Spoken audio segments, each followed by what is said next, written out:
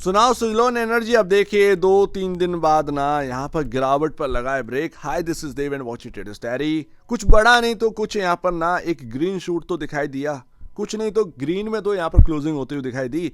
पता नहीं मार्केट की शायद नजर लगी है, बट क्या हो क्या रहा है सुजलोन के अंदर जरा ये समझने की कोशिश करते हैं। क्या यहाँ से एक बाउंस आने वाला है या फिर एक कंसोलिडेशन का माहौल चलने वाला। सो बेसिकली मैंने आपसे क्या कहा था कि इंटरडे में अगर आपको 67 का लेवल भी देखने को मिल जाए तो कोई बड़ी बात नहीं। पहली बात तो मैं रेजिस्टेंस की बात करता हूँ, 70 रुपये रेजिस्टेंस है, ठीक है ना, 75 रुपये रेजिस्टेंस है, एंड उसके बाद सबसे बड़ा 80 रुपये। 80 को ब्रेक किया तो मतलब बहुत कुछ हासिल है, ठीक है ना। तो ये आपने सामने हमें देखने को मिल जाता, बट एक गैप छूट गया था जब क्वार्टरली नंबर्स आए थे एंड 16% का कुछ अपसाइड हमें देखने को मिला था। तो एक गैप छूट गया था, वो गैप फिलिंग हुई है। अब वो आप पूछेंगे कि ये क्यों हुआ, इतने अच्छे नंबर के बावजूद भी ये स्टॉक नीचे क्यों आया। बिकॉज ऑफ आप 70 और 75 की रेंज में काम कर रहे थे, बीच में 73 के आसपास था, एंड ये भी रेजिस्टेंस ये भी रेजिस्टेंस।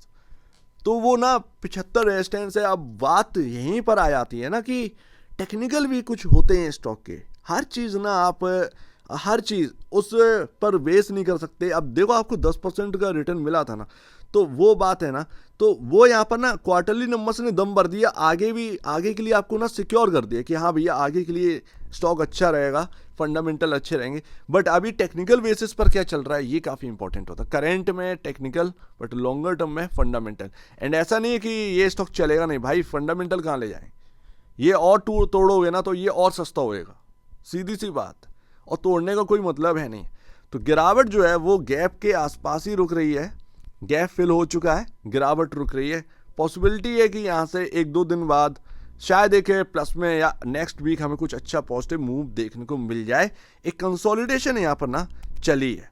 एंड फंडामेंटली क्या बात करो, देखिए मार्केट है, मार्केट जिसको वैल्यू करता है ना उसको करता ही है। वारी एनर्जी आप देखिए, उसका यहाँ पर ना आप पी रेशियो देख लीजिए and price to book value देख लीजिए। कैपिटल गुड मार्केट के अंदर ना मतलब वो सुजलोन से भी पीछे रह गई, जबकि अर्निंग्स में सुजलोन से आगे। तो यही बात तो समझो ना कि मतलब वैल्यू शायद एक एक का ना टाइम बंधा हुआ है इस मार्केट के अंदर चलने का, इसका भी बंधा हुआ होगा। आप उसको ना ये मत सोचिए कि मतलब क्योंकि बहुत सारे लोगों का यहाँ पर क्या रहता है, वो एकदम से एक ही दिन में ना ऑल टाइम हाई चाहते हैं, ऑल टाइम हाई। अब उनको पता नहीं है कि ये क्या चीज़ है, ये जो चीज़ है ना ये क्या है।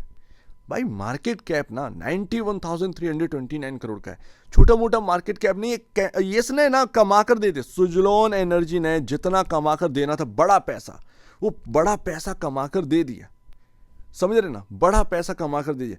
जब ये 9,000 करोड़ का मार्केट कैप था तब अगर आप इन्वेस्ट करते ना आपका पैसा 10 टाइम हो जाता। अगर आप 100 शेयर भी उस वक्त बाई करते, अगर आप 8,000 रुपये भी उस वक्त लगा देते, आपका 80,000 कन्वर्ट हो जाता, समझ रहे हो ना, 80,000 रुपये में कन्वर्ट हो जाता।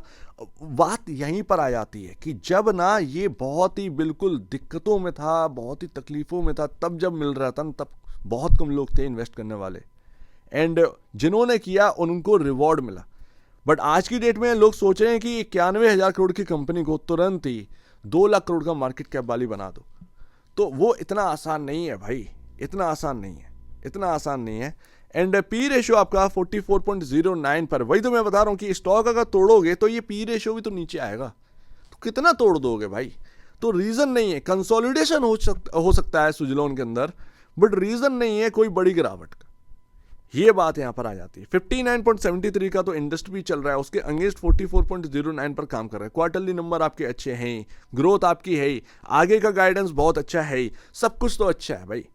प्राइस टू बुक वैल्यू 14.95 भाई। प्रॉफिट बात पता कहां पर आ जाती है, जो प्रॉफिट आप देख रहे हैं उसमें टैक्स बेनिफिट है। क्या मार्केट के अंदर जो प्रॉफिट बुकिंग हुई है ना सुजलोन के अंदर, क्या उसकी वजह से हुई है?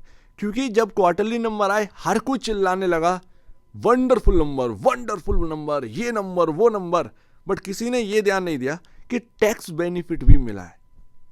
तो क्या मार्केट ने ना यही चीज देखी? अगर ये चीज देखी है तो फिर यहां पर समय लगेगा भैया ऑल टाइम हाई आने में।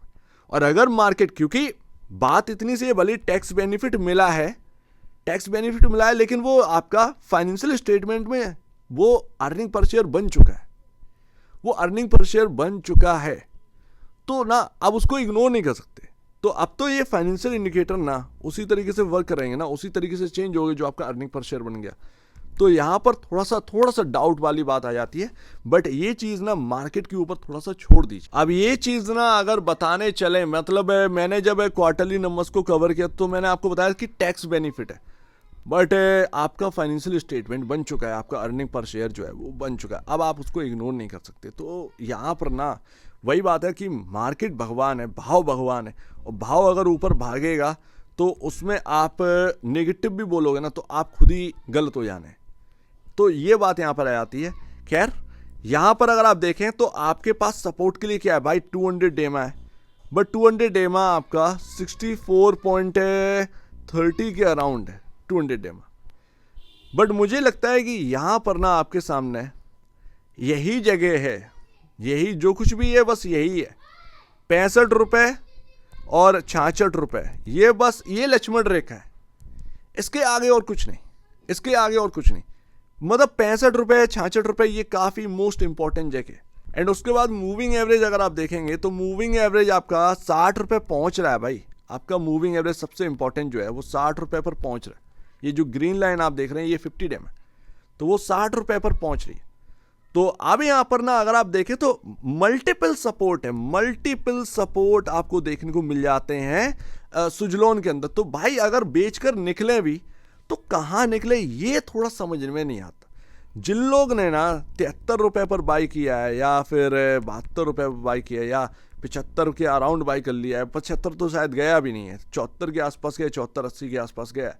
तो अगर आपने हाई पर बाई कर लिया है थोड़ा ठंड रखिए, बट ये थोड़ा सा परेशान है वास्तव में, ये प्राइसिंग वाले परेशान है। बट अगर आपने 67-66 पर बाई कर लिया है तो मेरे ख्याल से आपने वो प्राइस पर बाई किया है जब क्वार्टरली नंबर आए भी नहीं थे, क्वार्टरली नंबर आए भी नहीं थे।